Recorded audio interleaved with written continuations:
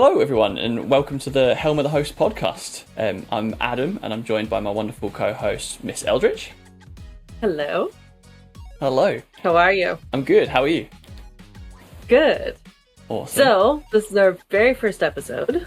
Helm of the Host podcast, we kind of wanted to start this as a warm, inclusive, friendly, also accessible podcast. So even if you've been, playing Magic for a week or, 10 years, we want to kind of have a chance to bring the community together. And just chat about what we love in Magic most.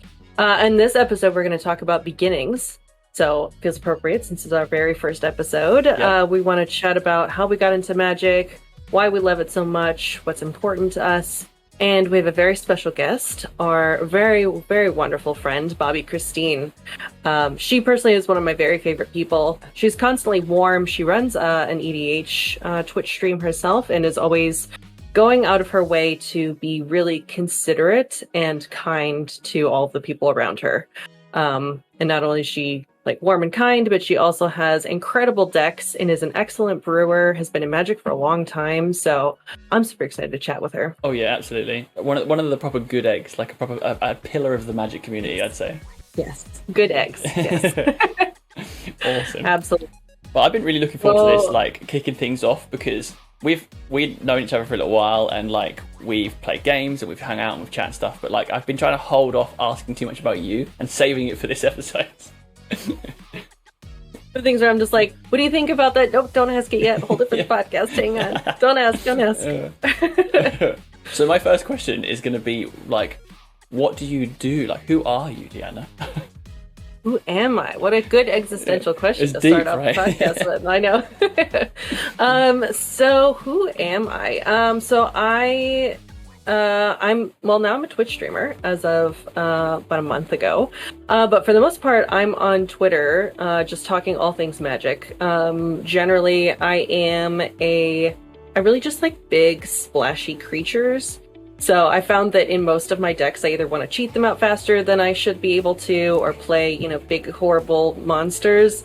And then I just love being able to make new friends. I'm a big extrovert, so I love being able to chat with new people, kind of get on the discourse kindly, of course.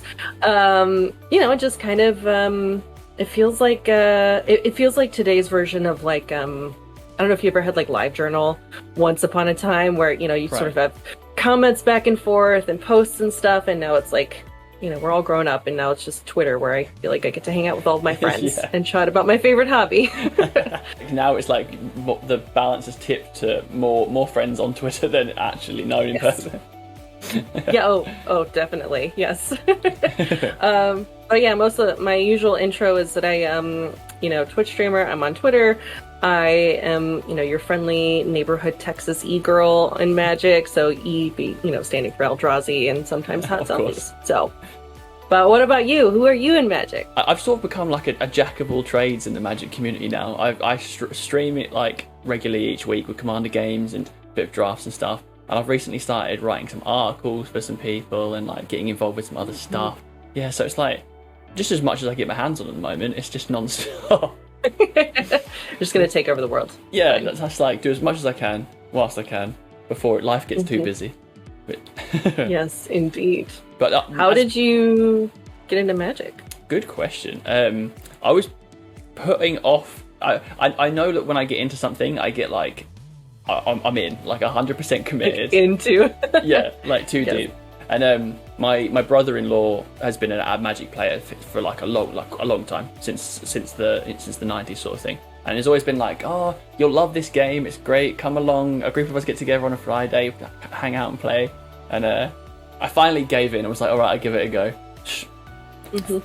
First bit of Magic was straight into a Commander game, 4 players, in the deep end, trying to get used to all what was going on. I've just been hooked ever since. Just absolutely loved it from the get-go.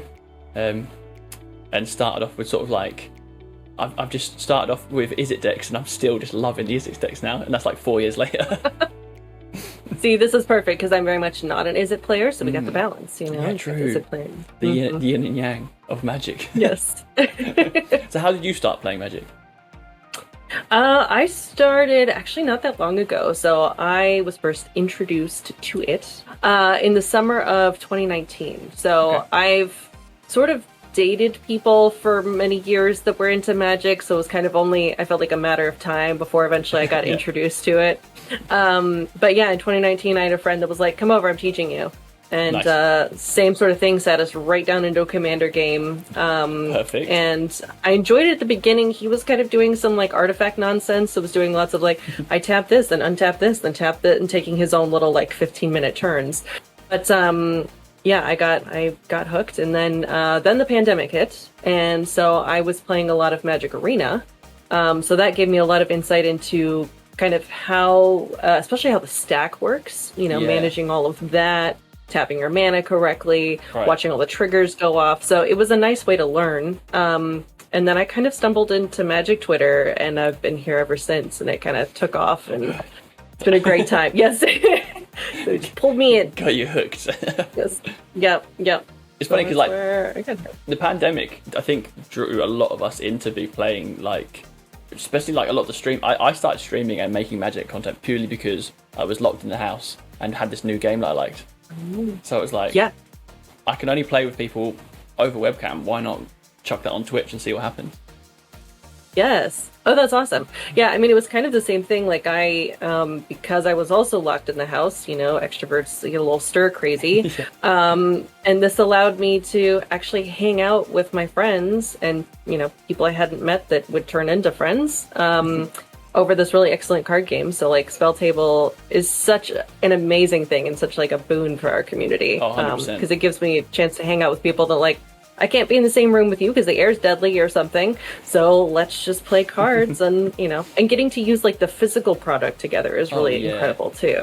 You know? Absolutely. I like how we have quite similar backgrounds when it comes to like just how we've started. We've probably started within a year of each other and then both started with Commander, which is surprising. Yeah.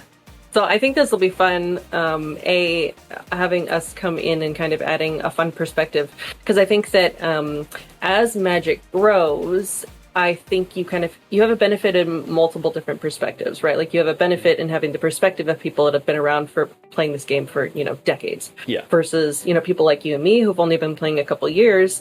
You know, we also have a perspective of, you know, ways that we can contribute to the game, maybe ways that the game can evolve to be more friendly to people like us, and that sort of thing. Absolutely. So that's part of what I want out of this podcast, is getting a chance to talk to people who have a very long history here, you know, and bring us all together and see what we can learn together. Yeah, I love that. We have that. What about you? What do you want from the podcast? Oh, what fame, fortune. Fame and fortune, yes. I feel like we have the perfect middle ground where we are far enough into our time of playing that we kind of we've got a good understanding of it, but we can still remember starting out. So we still have that sort of beginner's perspective. Yes. But as far as what I want from the podcast, it's just shedding a light on things. Like, there's a lot of inclusivity in this community, and I think it's like I haven't seen anything that encompasses it as much as this does. I know there's a lot of negativity that goes around with any sort of like nerdy community, but I think the amount of positivity that you see on a day-to-day, a lot of that isn't getting enough attention that it sort of deserves. So being able to have our little corner of the internet where we get to shine a light on these things is what we're looking for, I guess. Yeah, I thought for sure as I was getting into Magic, and I was like, I remember, I mean, I still do to a certain extent. I remember feeling like I kind of had something to prove, because I thought for sure I was just walking into a boys' club, and they would just be like, oh, yeah, you're a girl playing Magic. Like, huh, you know, you don't know anything.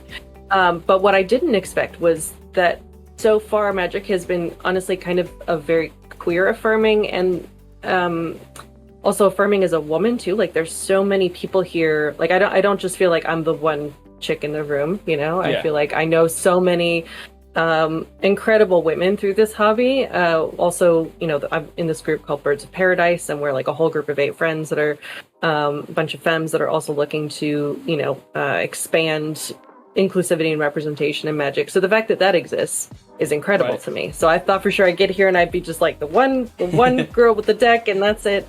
But there's actually, like a lot of a really wide variety of people that play, and I would say, at least within our corners, people that are very dedicated to making the game a better place and being better people as we do it. So the dedication to that has been like just so heartwarming to me. Yeah, and it's only on the up.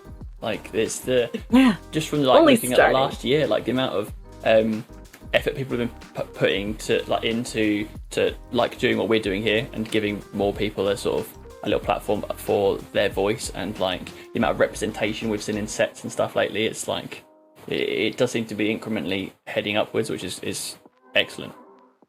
Yes, I agree. I'm interested to hear Bobbie's perspective because I know she's been playing the game for a while, and so I know as a queer woman, she probably has also a lot of insight as to, you know, her history in the game, and if hopefully things have gotten better, and sort of what her experience is today and all that kind of good stuff. Absolutely, yeah.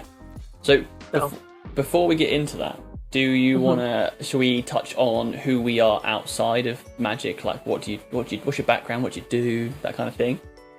Ooh, sure. So outside of Magic, I feel like I feel like so many of my friends are like Magic that I talk to on a day-to-day basis. I'm like, all right, I've got like a life outside of it. So outside of Magic, I am in marketing for my day job. I live in Texas, so I'm in Austin, Texas. I love the city, being able to make friends, experience the culture here. I'm also polyamorous, so that takes up a good chunk of my time as far as you know, balancing partners and working on communication skills. Yep. I also like reading, writing, video games, all that kind of good stuff. So excellent. Big extrovert, and yeah, I love being alive. It's generally what you'll get when you're around me. Hell yeah!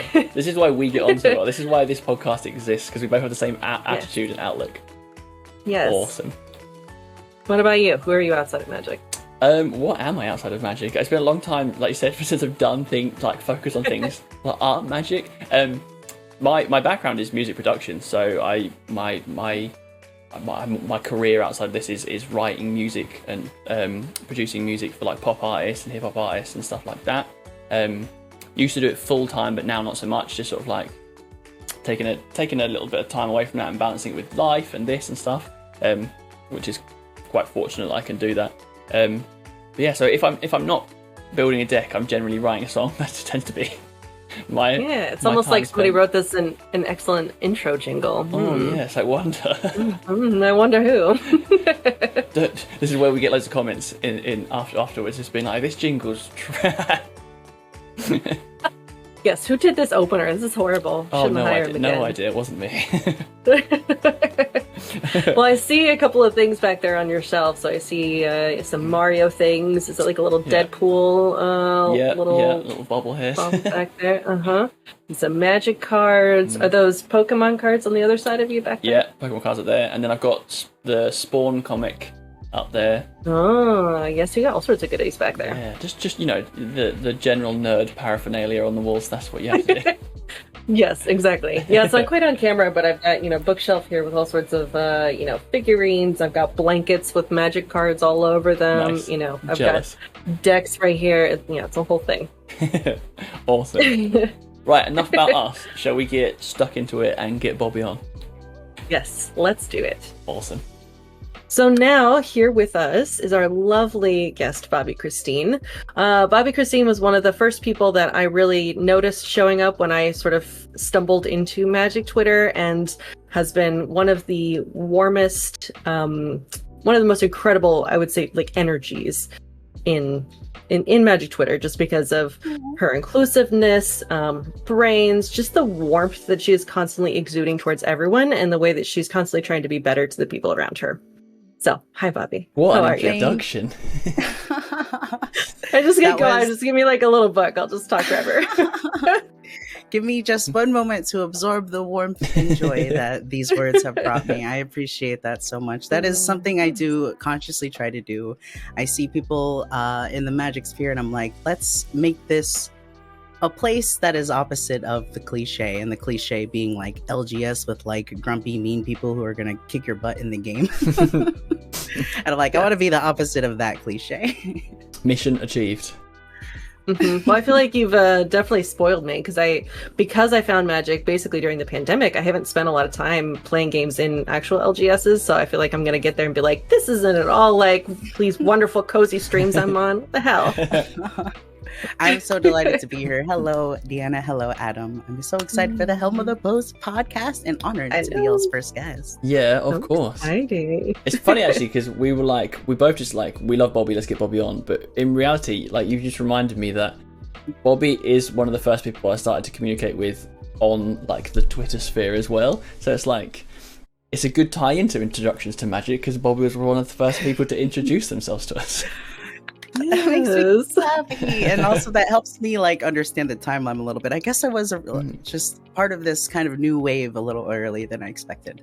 I'm so glad I got to introduce you guys to the game, and I'm like, I'm constantly trying to introduce new people to like our warm little circle. It's one of my continuous missions. Yeah, well, you're doing a great job of it. Do you want to tell the listeners a little bit about who you are? Hello, everybody. My name is Bobbie Christine. I am a Magic the Gathering content creator, of course, focused on Commander primarily, though I do love to dabble, and a friend Jake is getting me a little interested in some Pioneer. But anyways, aside from that, hello. I host the Spell Fables EDH stream on Twitch, where I have wonderful guests from all across the community.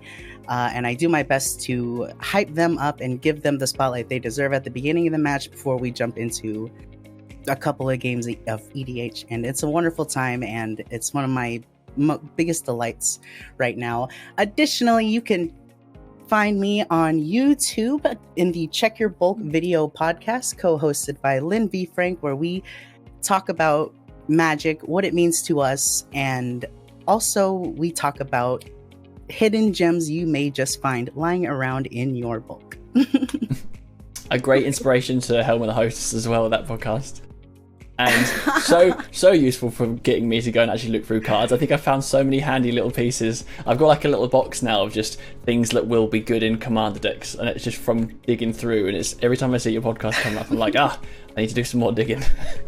Yes. One of my favorite ways to deck build is like, well, I mean, what do I got laying around? That's how I've always built my decks, like since I was a kid. So nice. Really, it's carries over. I was like, what can we work with? What would we have just like sitting around that we can unlock? Yes.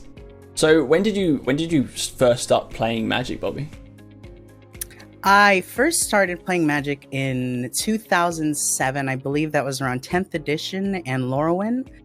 I guess, to be more accurate, that's when I started collecting, because I just thought the cards were beautiful. And Lorwyn, I was just like, look at these beautiful elves and these Kithkins and these fairies and the little grimy goblins, and it would just appeal to me so much, and I just had to have the cards. So I didn't know what I was doing, but I was like, Mom, I want these packs. I want these cards. Nice. And then it was a little later on Return to Ravnica when that came out, and with the release of Return to Ravnica, there were the dual deck series. And me and my best friend, now still my best friend and roommate, we got Izzet versus Golgari. And I was Golgari. And from that day, I was locked in as a Golgari mage. And from that day, Izzet was my rival guild. Oh, no.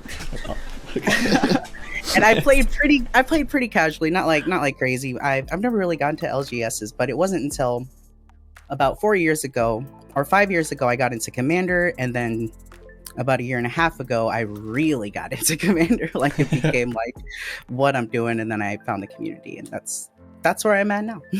Nice. Do you find that like, because we were discussing this as well, like in the beginning, about how like the pandemic kind of forced us into joining the online community. Is that what sort of gave you that big push into Commander as well? Yes, absolutely. I got into Commander about 5 years ago, and I was pretty into it with my friend group, and we all played regularly. We made sure to like get together and play every week because it's just the thing that we love to do.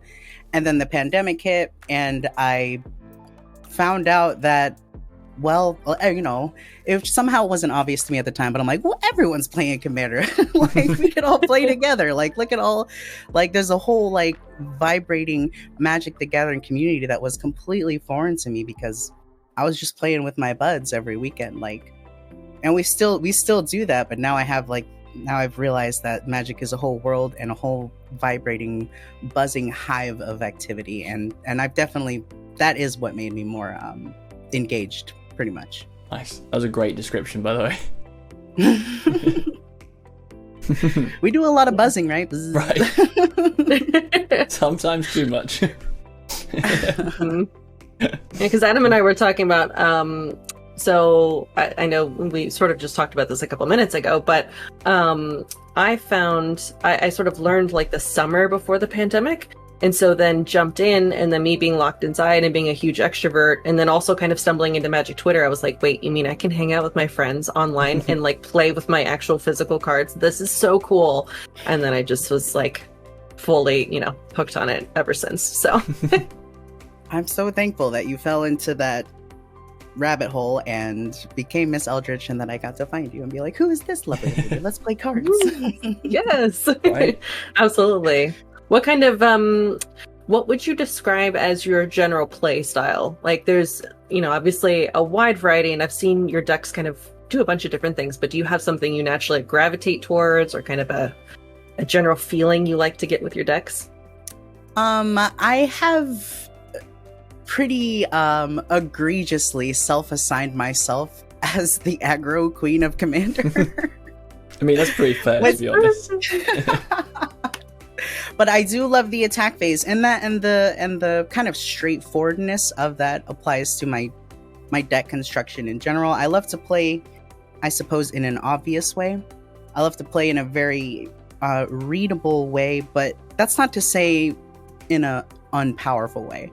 The way I see it is 1v1 is the format where I prefer to be specifically strategic. I do want to hold my hand. I don't want people to know what's going on with my game plan, but that's easier to maintain in a 1v1 setting. When it comes to Commander, when there's 4 people at the table, when it's like basically a small party, I that kind of like hidden energy, that kind of like mystery is far less important to me. I want it to be like obvious, like, okay, here's turn 1, I'm gonna cast a 1/1 bird.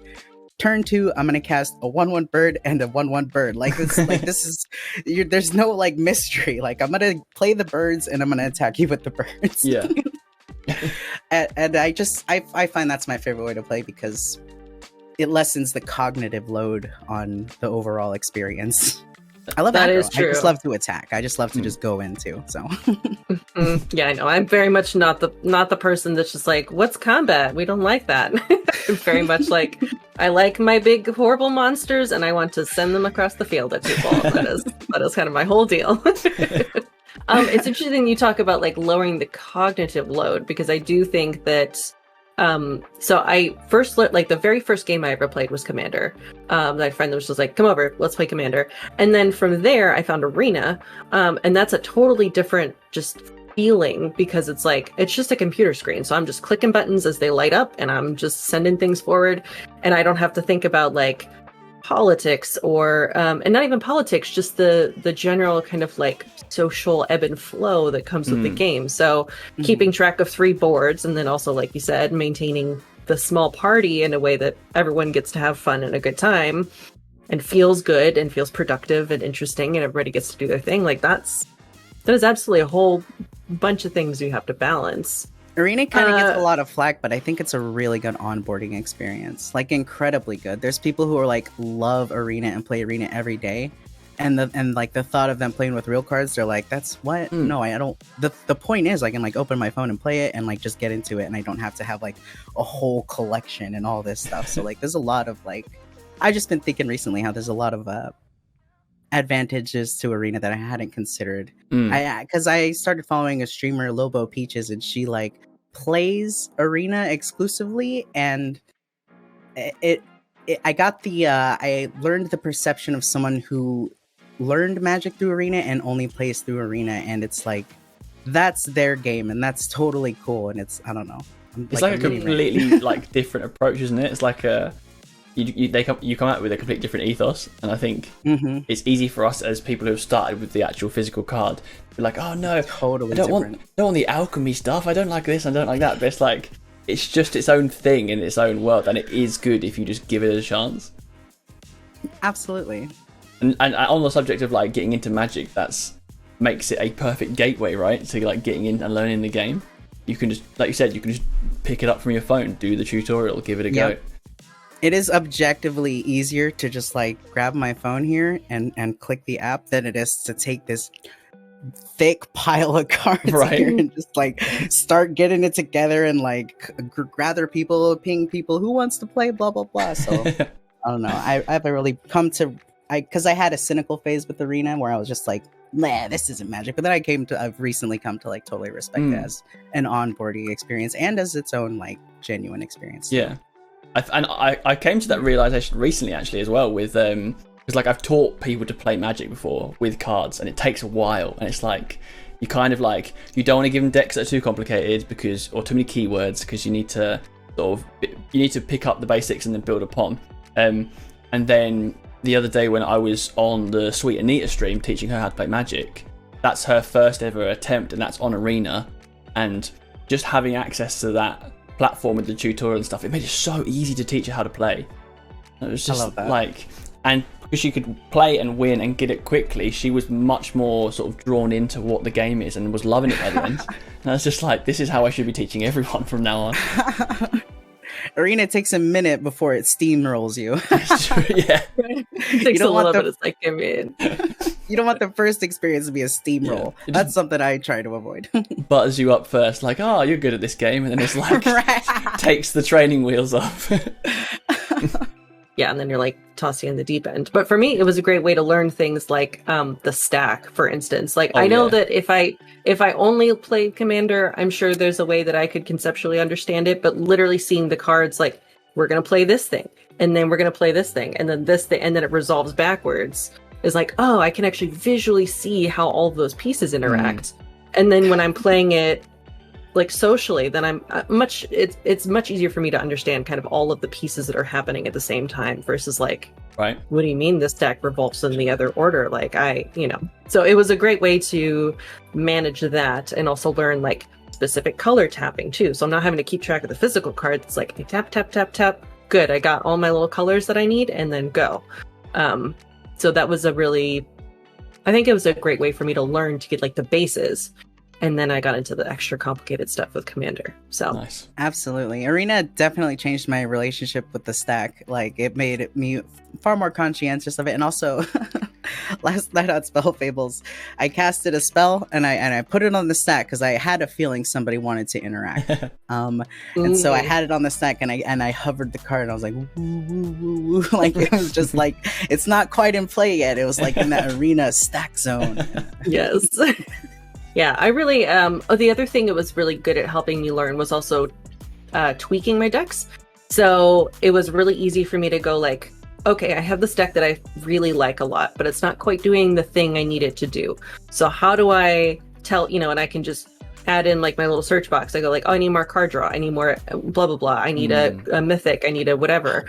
And then immediately get the results of that because I can turn around and hit play.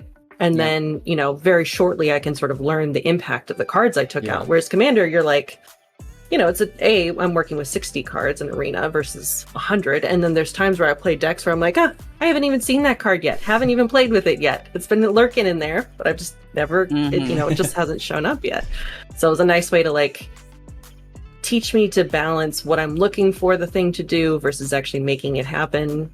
So that was another benefit for me for Arena. I wish I could click through and with my real cards and just like a sci-fi movie, just like type in like just my green ones and then all my green cards just like show up. Yes. We need like Jarvis, or we can just like type and it just across the room. Yes. Well, that's interesting. I hadn't thought about like the, having both as an experience. I hadn't really thought about like the natural biases that form when you really only play one or the other, and why those are perfectly reasonable things to kind of come to those conclusions, but B, that there's a lot of value in gaining the perspective of both. Absolutely. Yeah. It's also kind of like reassuring to see that whatever your thing is, like there's something that facilitates it.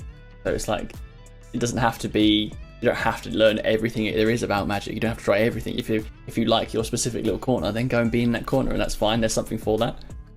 Hell yeah. Yeah, I mean, I think that's one of the best like parts of Magic in general is there's so many formats, there's so many styles, there's so many like play groups, there's LGSs, there's like friend groups that, you know, like there's so many different alleys where it's like if you want to find your thing and you like it, there's so much space for you. I like that Arena creates an environment that is nice to the noobs, because as a Commander creator, that is honestly one of my like biggest goals, is to have an environment that's really nice for the noobs. I really care about the noobs, and noobs might be derogatory, but I genuinely just mean people who are new at the game. So. Yeah, we've all been noobs. Everyone has to have their little noob Everyone phase. has to be a noob at some point, and I try to make my Commander table a welcoming place for the noobs where they can get to know the game and get to slowly understand the levels of complexity in like a palatable way. And I love that Arena provides a great place for noobs to slowly absorb the information in like a palatable way. So I'd like to get into how you do that with like forging the friendly environment. So if you say, example, I was someone starting as like a content creator, or someone starting out with Magic, or someone who wants to get others in, like what would you do, Bobbie? What's your process? It does a really big part of it does slightly go back to what y'all asked me earlier, and I was saying how I like to be very obvious with my game plan, because the way I see it, people are already having to deal with, especially new players, are already having to deal with the cognitive load of everything in their hand and everything on their board, and trying to keep track of all of their stuff. So if I'm giving them less to keep track of, if I'm giving them a clear like if my objective is clear, if me as an enemy is like doing something that is not necessarily weak but obvious, it gives them less to worry about, in the sense of there's that less mystery that I mentioned. So a lot of it is in the deck building itself and the play style and the just generally giving my opponent less stuff to stress about, which is a personal choice. It's okay to make decks that are like complex engines and this kind of thing. That's the game should allow for that kind of freedom. Just as a player, I opt to do more simple, straightforward gameplays so that I can continuously have an environment that is palatable for newer players. I think you kind of like subconsciously find yourself doing that as well when you start with new players. You're like trying to find some decks to play, and you're going through like which ones have the simple game plan, like which ones are easy to follow, and you pick them out and you realize how many you have that don't fit that bill as well. So it's like, I now have to get this person to the level of competency where they can now handle this deck if I want them to appreciate it and don't want them to be put off by it. Right. People have to understand that's such a good point, that people have to get to a point where they can appreciate something going on the opposite side of the table, rather than just be confused and intimidated and just like overwhelmed by it. Like, what's happening now? Like, we're all dead? Okay, sure. That's definitely the big thing in Commander, like appreciating what's going on across the table, because you are going to lose at least 3 out of 4 games. That's just the nature of it. So like, if you can't find that ability to enjoy what everyone else is doing, then why are you playing, kind of thing. Oh, this is a more recent tactic. Something I've been doing to make more welcoming tables, because I realize there's a lot of tension when it comes to starting the fighting, and when it comes to a Commander game, when it comes to like I'll attack in turn order, or I'll attack blah blah blah based on this, or blah blah blah. And at the start of like almost every game, I've been starting to saying, when in doubt, just send it my way. It's gonna be fine. Nice. And I try to play my game in a way where I'm at least threatening enough to where it makes sense if they just send it my way. And I was like, we're all gonna be okay. I'm gonna play so many games of Commander. I don't care if you take me out in this one. I like that, like drawing out the first hit.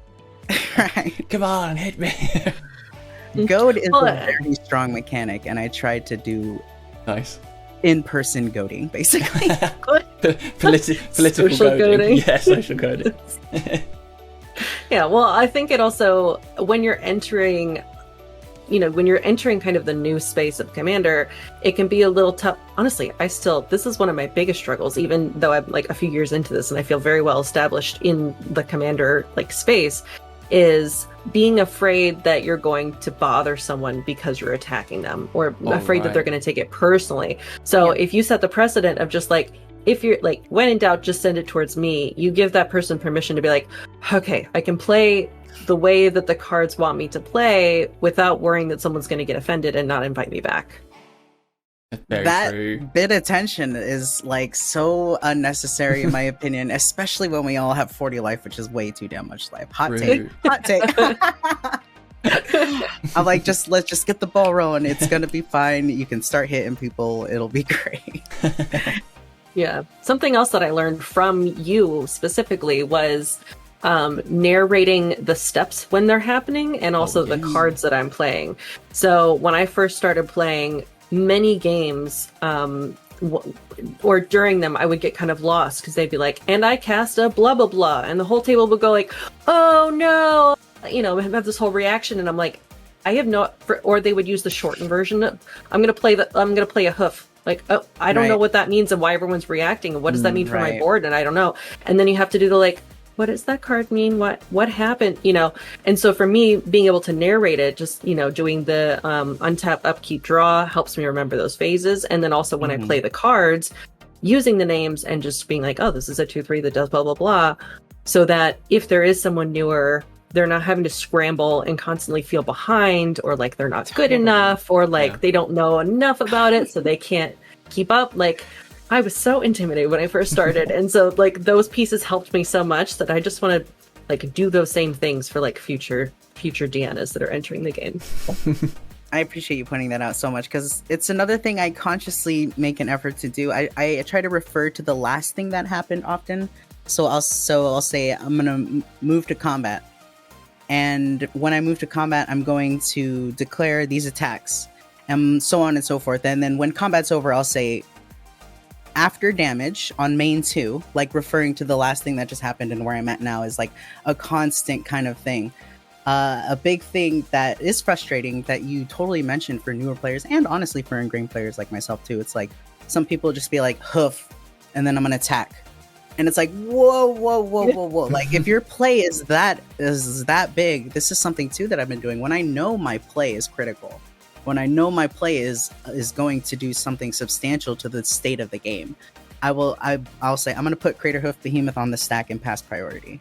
Like, there's like, don't assume anything. Like, it's not helpful. It makes people like miss their opportunities to do stuff. Like, like this move is going to take someone out, so I need to give them a chance to respond. The amount of times I've been in like previous Commander games, like over the last few years of learning, where like you're sitting there with a counter spell and you've maybe had a few games where you've countered something and then something big has come along later, so you're like, oh, I'll save this for that prime moment, and you save it, then something big happens and everyone's like losing their mind. You're like, oh my god, can't believe it, and it happens, and then after the turn you're like, oh, I had that counter spell. Right. And it's like you're so embarrassed to be like, oh, I can respond. It's like it's too late kind of thing. And it's purely because often those steps go through so quick that you're trying to like add up the damage or whatever, or you've forgotten that you've got an answer. It's nice for every player, but it's especially nice for a new player when they have that moment where they're like, wait, I can do something about this? Like, let's do it. Like, yeah. Yeah. I mean, that leads me to something else that I've enjoyed is the ability to, or I guess people that I've played with that let me kind of, I don't know if co-learn is the right word for it, but there's times where, most recently I experienced this with Kuro Hitsuki, where I was on a game with him, and he absolutely kind of like had the win on me, but he sort of pointed out on my board, like, well, you could do this, and then that would take out my creature over here that's causing all this damage. And he did not need to do that at all. Like, he could have just sat there, let me miss all of that. And so the fact that there are multiple people like this in the community that will go out of their way to be like, well, you could respond and take out this thing by, if you tapped your thing over there, you could influence my board here. When they don't have to, it makes me feel so good, because I'm just like, that is so generous of you to A, help me learn, and then B, go out of your way when you had the upper hand in that situation.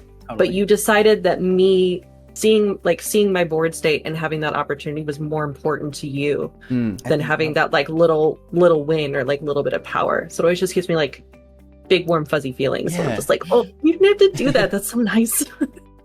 It helps me learn along with it. that like attitude is very much based on the idea of playing to win is one thing, but like the actual win is when you get invited to play again. That is the real deal. Right? So it's like I can house this game and stomp everyone, but they won't invite me back. But if we go have an experience like that where you've like helped someone at the table and everyone's enjoyed it together and it's been an experience of some kind, then you're going to play again, and that's like that's the true aim of what we're doing with the cards, surely. That's really cool. That situation Kuro created for you is the kind of commander that I'm definitely trying to play. If it was like a 1v1 scenario, I might even like just take my opponent out and explain to them after the game, like, here's what could have happened. But it just feels so different when it's just more than that 1v1, when it's a group, when we're all just like, I don't know, it feels a little different. Yeah, there's a fine line between like helping someone learn and then also like sort of making them like maybe belittling a little bit, or maybe like assuming they don't know, and it's like you have to be careful what that boundary is with each person, I guess. I love that policy in general. I will point something out to somebody and be like, before I do this, you should know. And I don't mean to, I'll even like go all the way out of my way and be like, I don't mean to assume that you don't know. But I just want to make it absolutely clear that this has shrouds. So if you want to do something about it, you can. Right. And I'll be like, we can go to pre-combat. I've already declared my attack, and I'm like, now that you say they didn't realize it had shroud. I'd be like, okay, well, now that knowledge is as like known as it should be, we can go back. I can pull the attack back, and you can decide something else or choose not to cast that or this kind of thing. There's so much room for that in a 4-player game. Yeah, and a lot of it is like comes down to just sort of being clear with your intentions, or like not hiding your intentions. So like I followed a similar thing of like learning from this, where if I play a card, if I play so and so card, and I'll say this is part of a combo piece with this other card, so you know what to look out for going forward. Or it might be a case of like, when I play this card, it could allow me to grab this big creature out the graveyard later on. Like just making people aware of what the plan is, how it works in the synergies of your deck and stuff. So they don't just ignore that piece of cardboard. They know the sort of what the threat is on your board. Because threat assessment is so hard when you're starting out. Mm-hmm. So being able to just sort of like help new players know what the threat is, it's not hindering your game in any way. If you play well and you've got a good deck, you'll win anyway. You'll still like your thing, but it's helping them understand too. Well, it's interesting because this happens frequently, or I guess that principle comes up frequently, and I think there's sometimes a resistance to like, well, no, I don't want people to know what's in my deck, and I don't want them to know the combo piece, because then they're going to try to go out of their way to stop the whatever. But what I found is that actually doesn't ruin the games, or it doesn't like even hinder the gameplay in my mind of like, oh, they're going to ruin my whole experience if they know that I have this combo piece. I play all the time with Chris Von Doom, and he has this Muldrotha deck where I have played it so many times. I know exactly how it works. I know exactly the cards he's trying to fetch. I know exactly when it's like tipping towards him being able to, just close the game. I know the lands so all that stuff. So even though I know that deck incredibly well, it doesn't mean I'm going to win against it. And it doesn't mean that every game is new. So even if you have all the combo pieces and you're very clear about like, I'm going to go fetch this, and once I get this piece, then this thing will happen, or I'm, targeting this, like it's actually not. Being more clear and open about it is actually not going to ruin the game experience the way you might think it would, which is kind of counterintuitive. Totally. Which is so interesting to me. The traditional card game lessons is hold your hand. Yeah, right. Yes. Keep that straight face. That's like traditional card game. Yeah. And for Commander, I had to like undo some of that, and I found it to be totally worthwhile to undo some of that traditional like sneaky kind of a little poker face, right? Yes. Right. Look at it less as from the poker side of things, and look at it more as the fantasy game side of things. Like totally treat it like D&D, where you're sort of doing the thing together, rather than treating it like we're playing for money. I like that. Totally. Yes. Yeah. I also thought about Bobbie when you were saying how you refer to what just happened, like you're kind of you're structuring it like you would if you're writing something. So you have paragraphs where you say you connect all the paragraphs together with each piece, sort of referring back to the previous one, start your next point, so you're kind of writing a whole story as you're going through your phases. Thanks. That's cool. I didn't think about it like that. I like that. And when I'm like reading like an essay or something, I'm always like, I'm so glad they referred to the thing that just like, so they're like keeping it cohesive. Yeah, exactly. And I never have to wonder that when I come to your games or when I lurk and listen in or watch on Twitch, like the clarity is always so wonderful and warm. And it's impacted me very much the way that I play the game, and I aspire to be like you. Thank you so much. I'll keep it up. Good. So we insist. Yeah, you're one of the people where if I've got new friends that are just like, hey, I want to play some Commander, I'm like, I've got the person for you. I got the person we're gonna start with. So that's my goal. I'm great with new players. Anyways, go. That's why you're on this episode. So a lot of the things we've sort of like picked up and just touched on seems to have come from like stream games, like playing on camera in front of people, because you're not only like demonstrating or like vocalizing things for the other players, you've got chat there watching and they need to know what's going on as well. Have you found that anything else has sort of have you found that your style of playing Magic has been impacted any more by like playing on streams? I would say it hastened the necessity of how I go about things for sure. Like, there was a hint of what I do in my real life play group of just me being like kind of going through the phases and stuff. And there was like occasionally I would like put something on the stack and make sure everyone was cool with it. But it was not this regular, consistent thing. When I became a Commander streamer, it just became this natural like process of going through the steps, and like it really ingrained itself into my head so that the audience can know what the hell's going on. I understand, and I will admit it's streamed Commander is not the most palatable, it's not the most understandable kind of thing, and you want to go out of your way to do little things here and there to make sure people know what the heck is going on. The only people who will know what's going on are the people who are totally ingrained. And we love having them in the audience, but we want some people who don't know what's going on to kind of enjoy things a little bit. And I've been fortunate to have some reports from friends who just don't play Magic but want to support me, who are just like, I have no idea what's going on, but I really appreciate you just like saying what's happening, and somehow it's entertaining anyway. I'm like, great, that's perfect. It's that like feeling included kind of vibe. Yeah, I mean that goes back to like everything we've talked about, and something I also wanted to make a point to do with this podcast was to make sure that whether this is your first month playing Magic or whether you've been around for decades playing this game, that you have a way to feel included in your play styles, in your demographic, in your ideals and your values. Getting a chance to feel like I'm part of it, like I belong here, is something I'm very, very passionate about. And I think that, you do a great job of, and, we also have, our Birds of Paradise that has its whole mission as well designed around that. So absolutely, it just makes me feel so good. I love that. You can get people to feel that warmth with personality, and you can also get people to feel that warmth with your deck building. That's a big lesson that's like one big lesson I want to get across. So with that in mind, how do you approach your deck building then, Bobbie? Simple and clean. I generally am not a combo player. That's combo players. I respect you. I salute you. But that's some cognitive load that I'm just like, I'll get lost in what I'm doing. So I can't imagine like my opponents would as well. You're like, so I'm going to combo off, and your opponent's like, nope, that's not what that does. Right. My version of comboing off is like, I'm going to blink this creature and it has a sweet ETB. Nice. Yeah. like I'm doubling up on my value. Take that. That's right. I build very commander forward. I definitely start with the commander.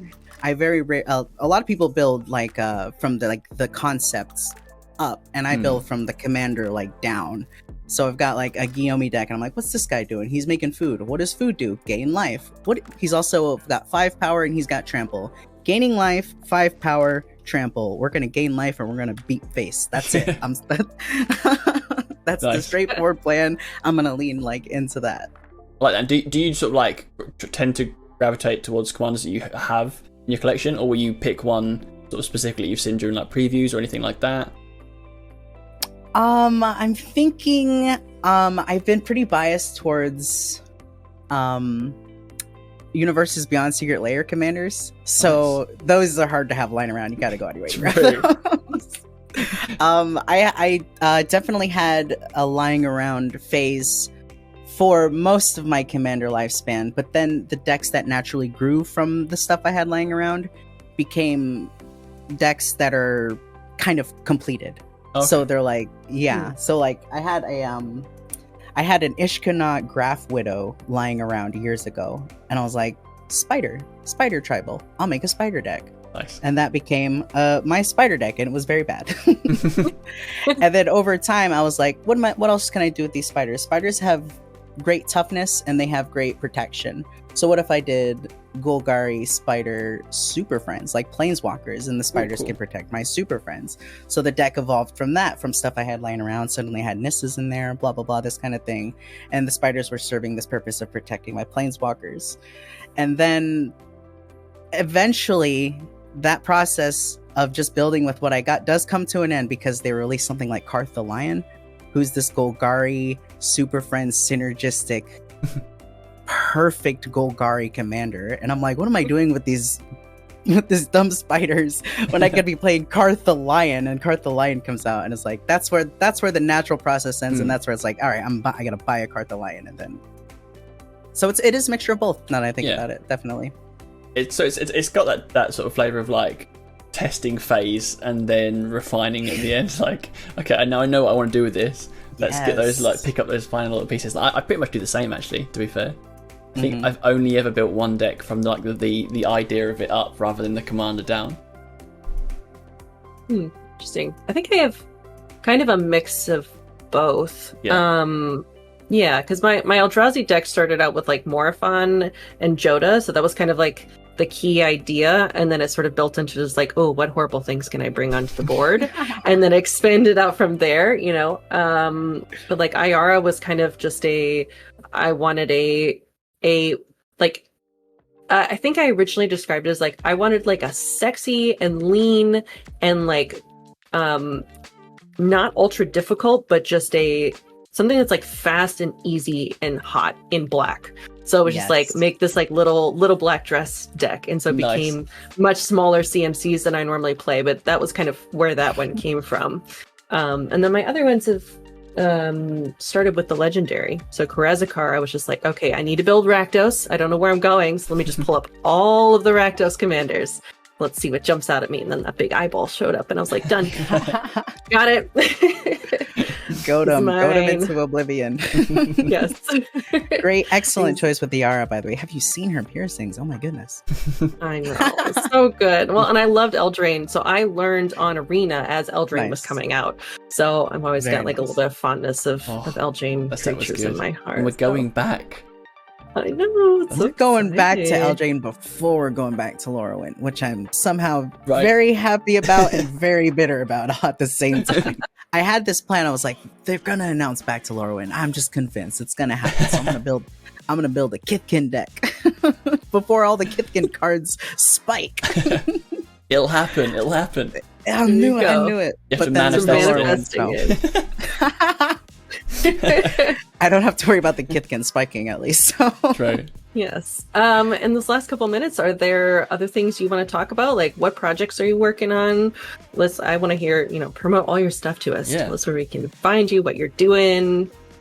Thank you so much. The things closest to me are Check Your Bulk Video Podcast episode. The latest episode just dropped today in the audio form on... Sorry, you might have to edit this part. No, we're keeping it in. Okay. On Anchor FM. So, Cool. Our latest episode of Check Your Book Video Podcast dropped on Anchor FM. We will have the video version coming out in the next few weeks, which please keep your eye out for. The other thing closest to my heart is my Spell Fables Twitch streams, where we have guests from across the community, and I love to give them the spotlight they deserve and let people know what they've got going on before we jump into wonderful games of Commander. Outside of those two special projects, I will be at MTG Summit and I will be at Magic 30. So if you guys are listening and would love to meet, I'm a hugger and I'll totally see you there.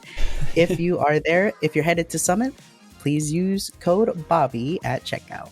I'm so jealous of you going to all these events over there. Like we get the one command event in the UK, and it's like you have to sort of make that feeling last for the rest of the year. So we decided that we were going to finish the podcast each episode with a question posed to the listeners, like a bit of trivia, right? But I haven't prepared anything, and I don't know if you have, Jan.